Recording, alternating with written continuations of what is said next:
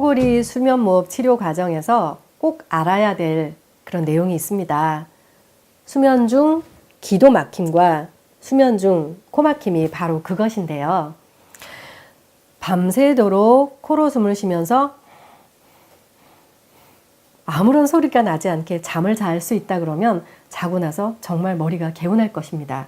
그런데 비강과 부비동 공간이 좁아지는 것만큼 바람이 지나가면서 마찰음이 나타나게 되죠. 입을 다물고 코골이 소리가 나는 것을 비강 코골이라고 합니다. 비강과 부비동 공간이 점점 좁아지게 되면 이제 코에서 소리가 나는 증상이 비강 코골인데요. 여기서 비강 코골이가 점점 심해지면서 점점 심해지게 되는 원인은 비강과 부비동 공간이 좁아지게 되는 거죠. 그래서 수면 중 코막힘, 낮에는 코로 숨 쉬는데 전혀 지장이 없는데 밤에 누워서 자면 이렇게 코가 살짝 막히게 되면 입이 벌어지게 되는 거죠. 그래서 수면 중 코막힘을 해결하는 것이 코골이 치료의 또 하나의 가장 중요한 관점이 됩니다. 근데 수면 중 코막힘이 심해지게 되면 입을 벌리고 자면서 코골이 소리가 나타나게 되죠.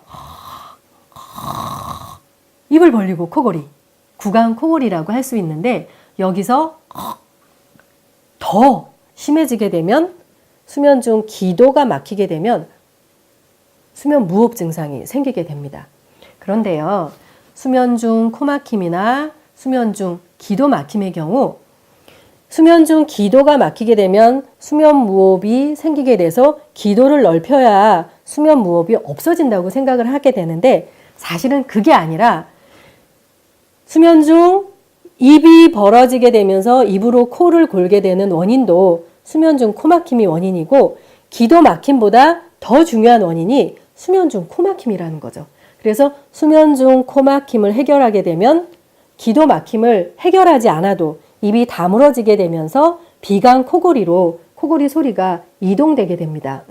그래서 코골이 수면무호흡 치료에 있어서 가장 중요한 해결점이 기도 막힘을 해결해야 된다고 생각을 하는데 그것이 아니라 이렇게 표를 보면서 말씀드렸듯이 수면 중 코막힘을 해결하는 것이 기도 막힘보다 훨씬 우선되는 그런 중요한 핵심이라는 것을 다시 한번 강조드릴 수 있습니다.